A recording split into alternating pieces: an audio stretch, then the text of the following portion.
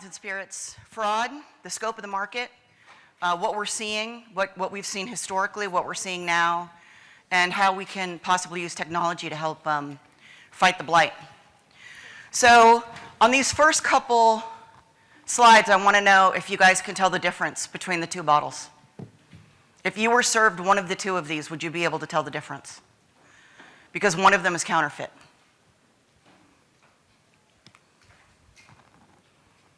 This is a coasterie ring that we actually uncovered coming out of France. It's in New York. Well, the bottles are in New York, but the wines are being made in France. So can you tell the difference between any of those? The one in the middle here is counterfeit. Yes? The middle label is slightly below the other two labels. It's not the distance, it's the coloring and the print. So, and when we get into microscope print, that's how we tell these things. So I've long held that about 20% of all wine in the world is counterfeit. And that number has actually been proven to be incredibly conservative, scaringly enough. So it's the scope of this problem is huge for wine. It's even bigger for spirits. About $5 billion of the secondary market wine sold every year is counterfeit, but about $50 billion of spirits are counterfeit. We're finding more and more issues coming out of conflict zones, believe it or not, like Syria, Northern Ireland. So if we want to look at some numbers, which I think is very important to understand the scope of this problem. So in the EU, and these are, I've cited all my statistics here, and this presentation can be made available. So in the EU, fake spirits cost the industry in direct sales the equivalent of $3.18 billion a year. Legitimate sales are reduced by about 7%. This results in the loss of over 7,000 jobs annually in the EU only. And governments lose $2.6 billion. So for the last 20 years, I've been bitching about wine fraud and nobody seems to care. So the way that I now package it is about taxes. If you want to know why your schools are underfunded, blame a fraudster. When you hit a pothole, blame a fraudster. I'll explain that a little bit more. So let's look at the financial impact or the potential financial impact of this on the United States. If we look at legal stats in the United States in 2018, we've got about $123 billion of annual sales. So total jobs, about 2.3 million. This is all legit.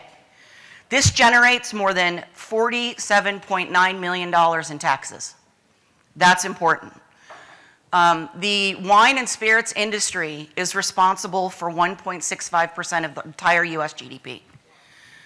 In the state of California, that's even larger, which is why we have an FBI agent. I don't know if any of you guys know that. We have a dedicated FBI agent here in Northern California.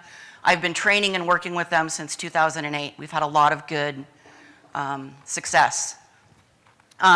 So those are legit stats.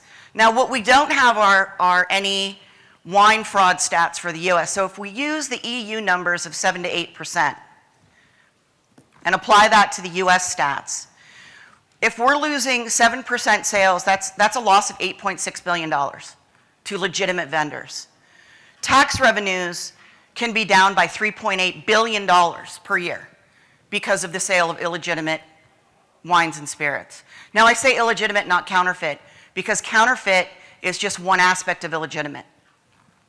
So the scope of wine fraud and spirits fraud isn't just something that affects rich white guys. It's not something that only affects big collectors. It's not something that if you don't buy Lafite, you're not going to get touched by it. You are. And you're going to get touched by it because if you're a retailer, you're spending time and money to get your license, to make sure that you're in compliance, to make sure that you're shipping correctly, right? In the state of California, the FBI cannot get the California Liquor Board to go after unlicensed vendors. We can't get them to go after them. That's crazy. You can sell wine online in the state of California and nobody's going to go after you. They're not going to go after you because it's a misdemeanor. So if you are a licensed vendor, the government has the right to come into your location and inspect at any time. If you're not a licensed vendor, it would be trespassing. That's crazy. It costs corporations a lot of money. It costs, your competitors are suffering because you're paying all those fees and making sure that you're doing the right thing. And it costs governments billions of dollars a year. Case in point, this guy runs many different versions of his company. He's got one in New Jersey, one in Chicago, one in St. Louis, one in Napa. Registered sex offender. Not allowed to be in the alcohol business at all. When he was raided in just St. Louis a couple years ago, he did not have a license to sell wine, to import wine, to transport wine, or to store wine. He owed only the city of St. Louis over $2 million. So that's one guy, one location. Multiply that, and then ask about your schools. The World Health Organization states that 25% of all alcohol globally is illicit. It's either counterfeit, stolen, adulterated, whatever. So that's higher than my number. So I think it's important to understand the various forms of wine and spirits fraud, because a lot of people think it's just counterfeit, and I'm trying to impress upon you that it's not. So we have a number of different things here. At the end of the day, they're all financial frauds, but they take many forms. Insurance fraud, investment scams, counterfeits, but it's not just one simple thing. And a really big new one is theft. So one of the things that counterfeiter or that crooks have realized is that it's a lot easier to steal the real thing than it is to make it. How many people here heard about the French Laundry theft? How many people here know that that was one of 13 thefts in the Bay Area at the same time? Yeah, barely anyone. So that was a ring, and it was an organized ring. It had sommeliers, it had insiders. This is a big deal, and it's happening all over the world. It's happening to restaurants, it's happening to hotels, it's happening to private storage facilities by the storage facility owners. It's another thing that crook that I showed you did. And it's even happening to retailers. There's one story about a major retailer in the UK. Somebody literally drove a truck through the wall, filled it up, drove away. So this is happening all over the place. Another thing that I'm seeing more and more in the marketplace is the sale of damaged wines. Now, and I've actually testified in court in Kansas City, Missouri. A restaurant called JJ's blew up. And the insurance company was stating that the wines were fine to sell. They blew up in a gas fire. It was crazy flames for like 12 hours, then it snowed. And the insurance company wanted us to sell the wine. So the problem is that these things go and they get sold salvage. And the salvage guy knows that they're salvage, but then he turns around and sells them to somebody else. After Hurricane Katrina, there was a sale in San Francisco, and I went to it, and I saw a lot of local brokers there.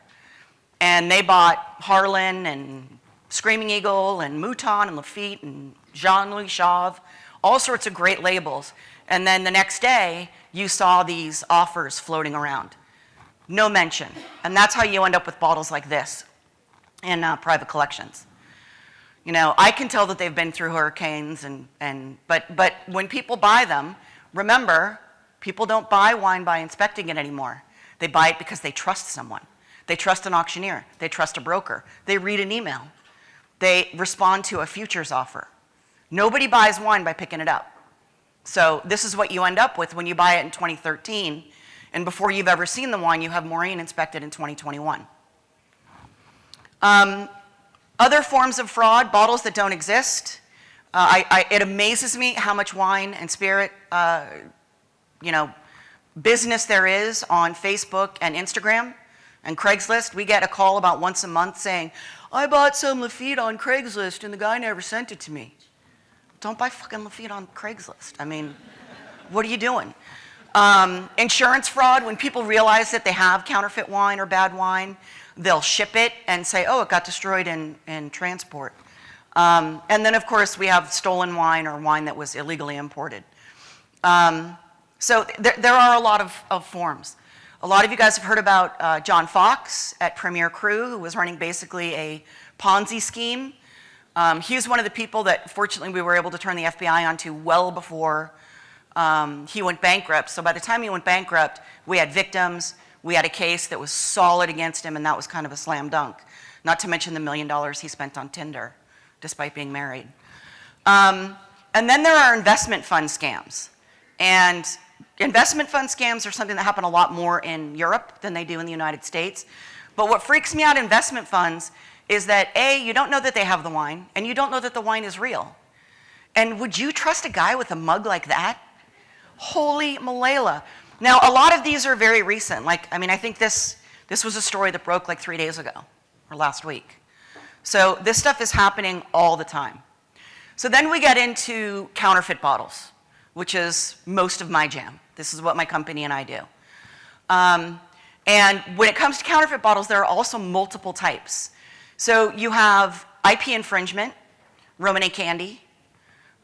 These are a lot of the kind of funny Asian, we think that they're funny.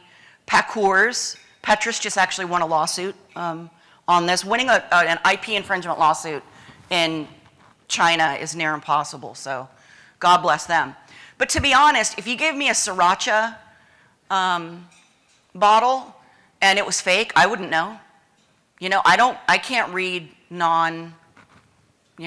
Arabic letters, so we think this is funny, but this is actually rampant. And then there's adulteration. We've all heard about if you're in the wine industry, you've heard about the adulteration that happened in Austria in 1985.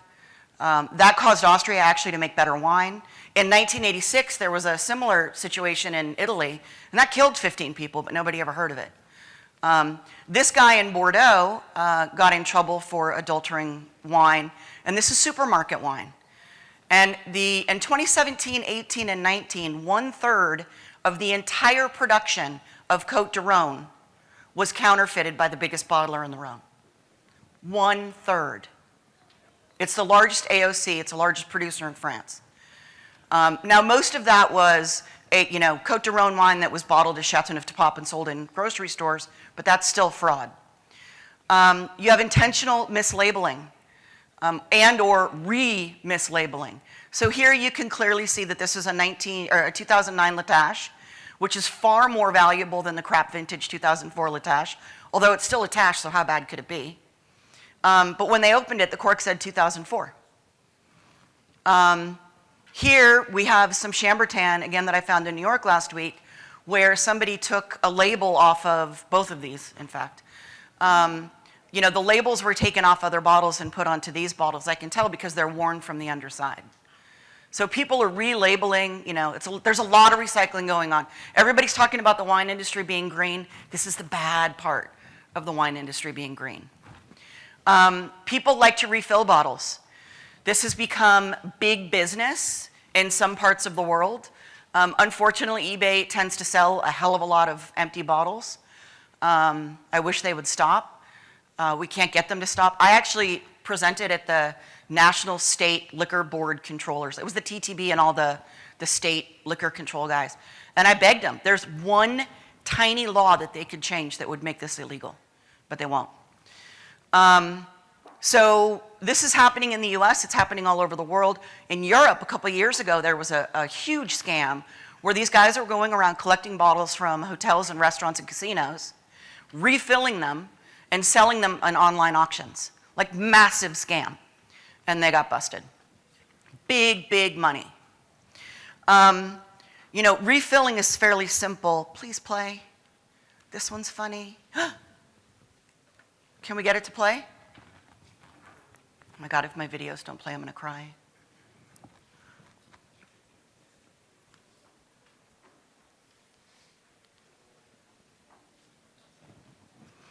Google, on your own, counterfeit Hennessy production China, because that video is hilarious. It's scary, but it's hilarious. It just shows how easy it is to refill bottles. So then we have recreation, and recreation is when a counterfeiter sets out to recreate a bottle that actually existed. Bottles like this, they use fake corks. This is a case that Rudy Kurniawan definitely made. This is supposed to be a 12-bottle case. It was allegedly all from the same OWC. Within the 12 bottles, there are 7 different types of glass, multiple heights. I mean, right? Crazy. The guy bought it in 2012, never looked at it. And the vendor thought that it was appropriate to send forward. This is one of my faves from the Rudy Kurniawan trial. The FBI put together all the pieces that Rudy had from his home to make a bottle of 1945 Romane Conti. And there's the bottle of 1945 Romane Conti that was in evidence. The recreation has gotten more modern. So we've got huge changes to how counterfeits are being made. And then we have unicorns. I know that a lot of sommeliers like to use the term unicorn for rare bottles, but unicorns aren't rare, they're fucking mythological. Don't exist, right? Anybody ever seen a unicorn? Nope, but I've seen Henri Jaillet bottles.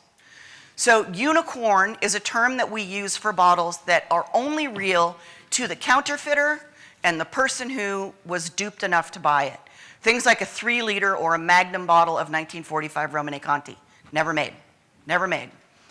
You know, this is a 1945, probably Claude LaRoche, Ponceau, and Ponceau made his first Claude LaRoche, or Clos Saint-Denis, in 1972. So these bottles just didn't exist. And very important to realize, this is not only happening to First Growth Bordeaux and Grand Cru Burgundy. It is happening across the board. I judge at the International Wine Challenge, and one day on my way back to my hotel, I bought a bottle of Hendrick's at a little grocery store, whatever the grocery store is called, Tesco, at a Tesco. I took it back to my hotel room, put it in the fridge, it froze. Right? I bought it at Tesco. Like, I didn't buy it out of a truck. So it's happening across the board. It's happening, it's in grocery stores, and it's in the 3-tier market, and it's in bond. We're finding it absolutely everywhere. So, you know, it's happening to supermarket wines as well as these really, really expensive wines. None of us are really out of the realm of getting a counterfeit. Oh, can we see if this one plays? Please play. So this is a counterfeit production line. I will make this available. It's Latour Carnet, it's a Bordeaux producer, and this bottling line is in China. It's a professional bottling line. And of course, the producer never saw it. Now, counterfeits aren't new. They've been around for a long time. Pliny the Elder actually wrote about them in 70 AD.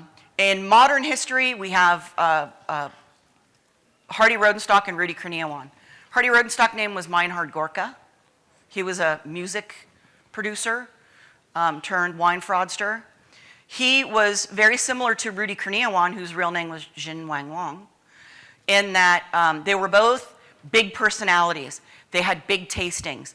They were big personalities, and they wanted their wines to have a mark of authenticity. They were also both total frauds.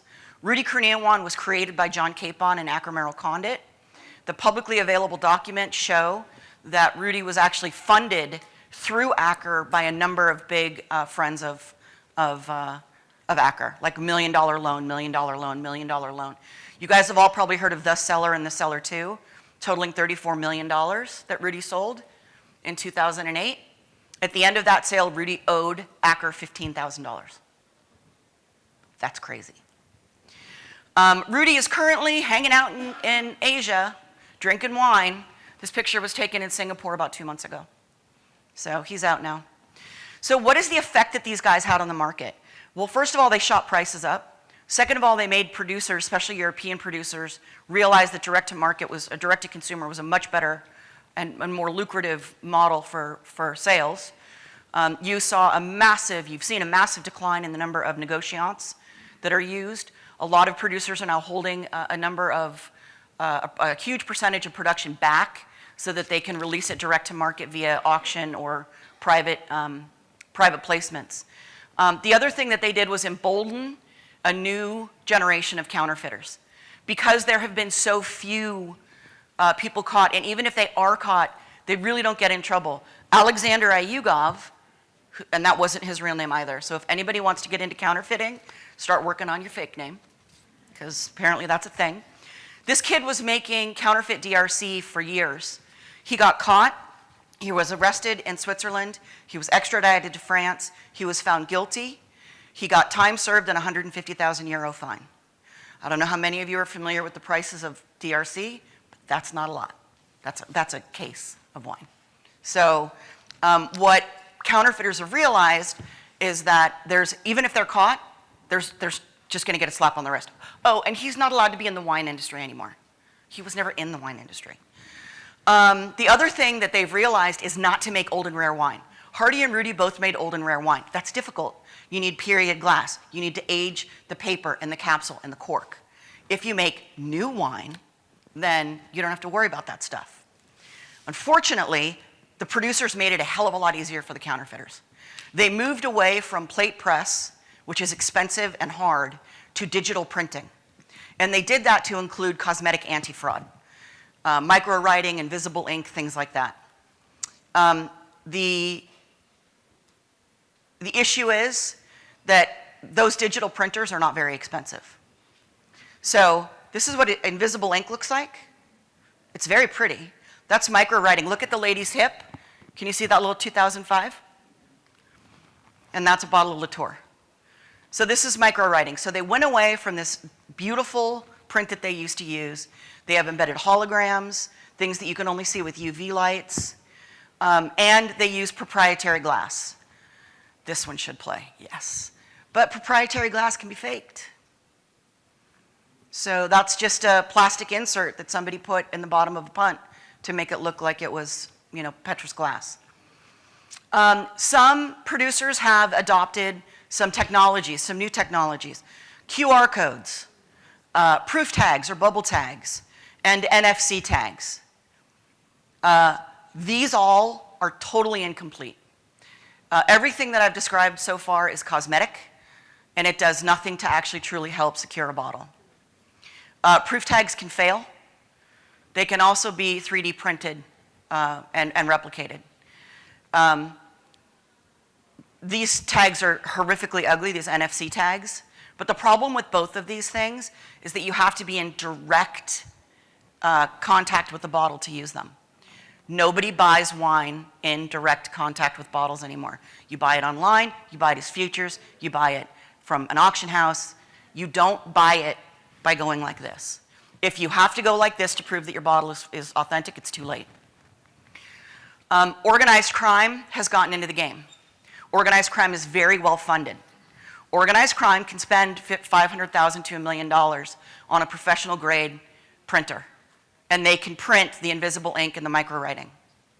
The opaqueness of the wine industry and the spawn of the internet and the global market makes access to vendors very easy. So all that we've done is create a bigger market. These guys are recreating all aspects of this single layer and/or cosmetic anti-fraud. So that's counterfeit. That's real. Can you see the little invisible ink? That's real. That's real. That's counterfeit. Most people only know to look for invisible ink. If they look for the invisible ink, they go, oh, it must be real.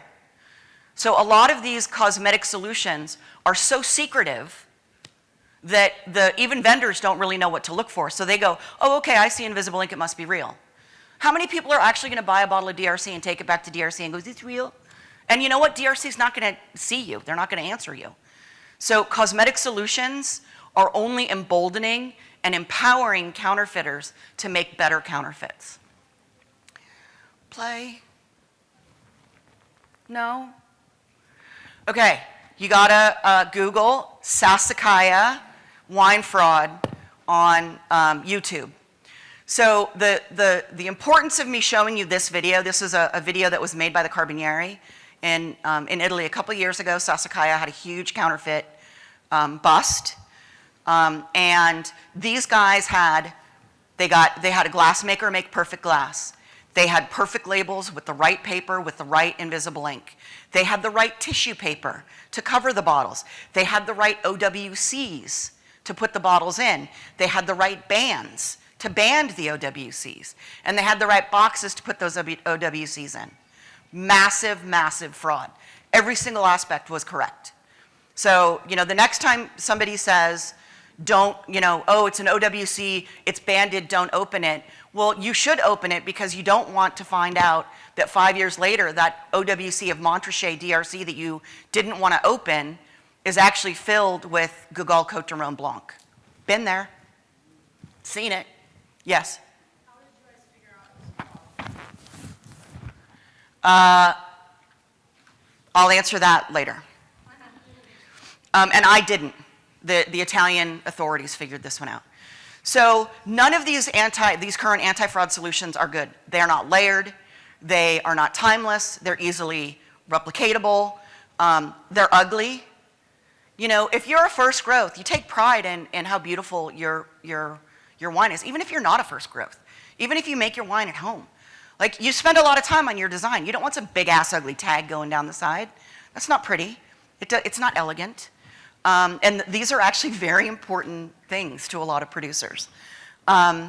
So they also offer no insight into the provenance of the bottle. And you cannot have an importance of authenticity without provenance.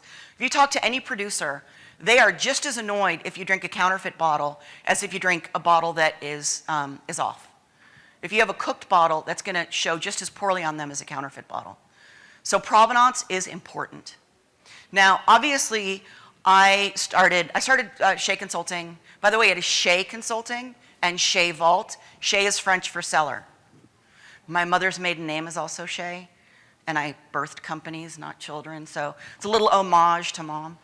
But so when I started Shea Consulting and I started looking for an anti-fraud solution, everybody in the world sent me their solutions, but none of them seemed robust enough.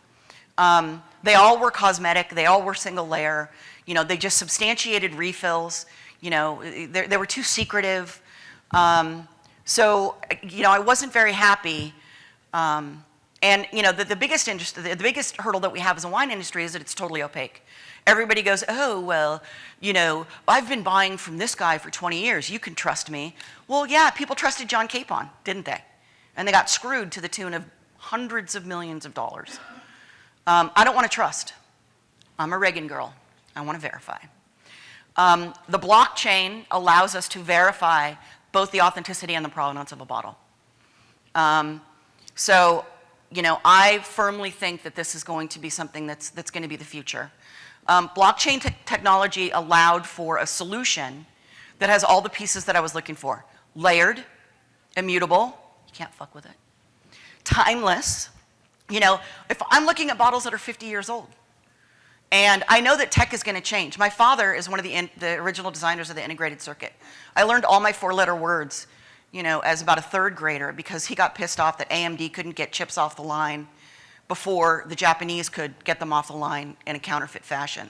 So I recognize that, technologies are going to change, but the blockchain, you can't really screw with the blockchain. At some point, somebody's going to figure out how, and we'll be there to get that up. It's transferable. If I have a bottle and I sell it to you, then you sell it to this man. We can actually see that. We can see that transfer. We can see the provenance. So it's proof of both authenticity and provenance. It's independent. I don't want Akramerel telling me that their bottle is authentic because they've screwed us. I don't think a vendor should be the person who's making the money from selling the bottle is not the one who should be telling you whether it's authentic or not. The authenticity aspect needs to be a third party, independent third party who does not benefit from the sale of the bottle. And most importantly, it allows information to be accessed remotely. You don't have to be in proximity of the bottle. What it can also do is give vendors and producers oversight insight into the movements of their bottles through the supply chain, in the primary market, and even through the secondary markets. But the blockchain is one tool. The blockchain is not a solution. The blockchain is a tool that is used as part of a solution. Without provenance and a digital ledger, it's just a gimmick. People say, oh, I have the blockchain solution. It's not a solution, it's a tool. So after many, many years, we started the Shea Vault. The Shea Vault is going to allow for better oversight, better fraud protection, risk mitigation for brands. And for vendors, vendors can prove that they're actually doing something valuable, that they care about their consumers. It actually allows the vendors to make money with the change of ownership. When the blockchain is changed, a licensed vendor can monetize that. We want to be able to monetize everybody in the value chain. And buyers know they're getting the real thing. You know, I always say if you're spending $5,000 on a $10,000 bottle, you didn't save $5,000, you wasted $5,000. You know, if you're buying a bad bottle, you're wasting money. So what we need to be able to do is give people the power to know what they're doing. So this is what we've done. We have a proprietary chip that is tamper-proof, meaning you can't poke it with a needle, empty it, and refill it. If it's poked, it reads damaged, and then it can't be sold. We've also created proprietary capsules through which a chip can be read. Anybody that's tech in this room is going to understand that that is game-changing. You cannot read a chip through metal. So I've been working with Enoplastic, the largest capsule producer in the world, for the last 6 years. We have finally made a proprietary capsule that looks exactly the same, that's tin on the side, through which a chip can be read. So the chip goes into the capsule goes onto the bottle exactly the same it would as on a regular bottling line. We take some images on it and we scan it on that bottling line. Bottling lines are kind of like erector sets or Legos. You can just plug in a new little piece, and that's what we've done. That information goes into our software. A ledger is created. So this is what the beta version of the secondary market caplet looks like.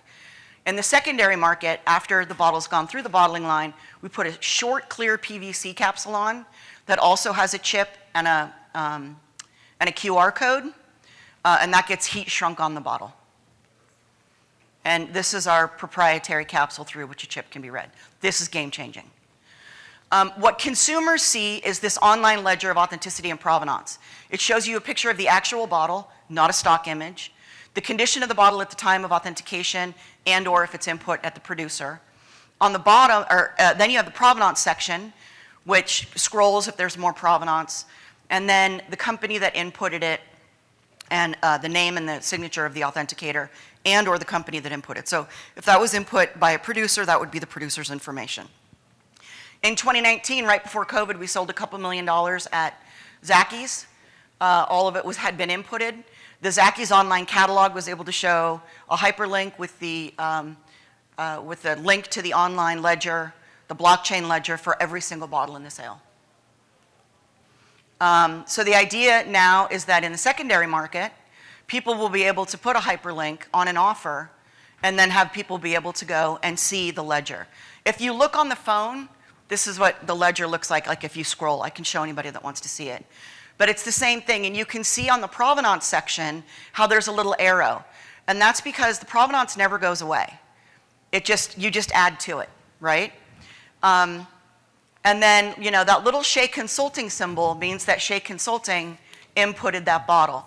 One of the things about QR codes that a lot of producers like is that QR codes are good for marketing. So that is a hyperlink.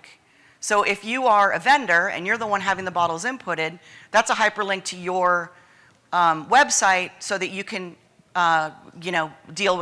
you can interact with your consumer. So as you see that thing, it can scroll.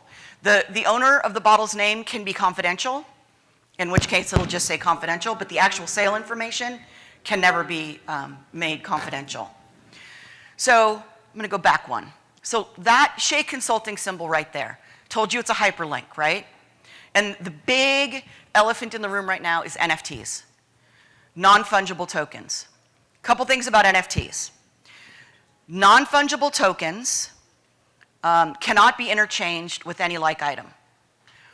They are digital assets. They only exist in the digital world. They offer producer and vendor interaction with consumers. They offer users enhanced experiences. And NFTs are very fun. What NFTs are not is the blockchain. NFTs exist on the blockchain, but they are not the blockchain. Those are not interchangeable terms. And NFTs are not an anti-fraud solution.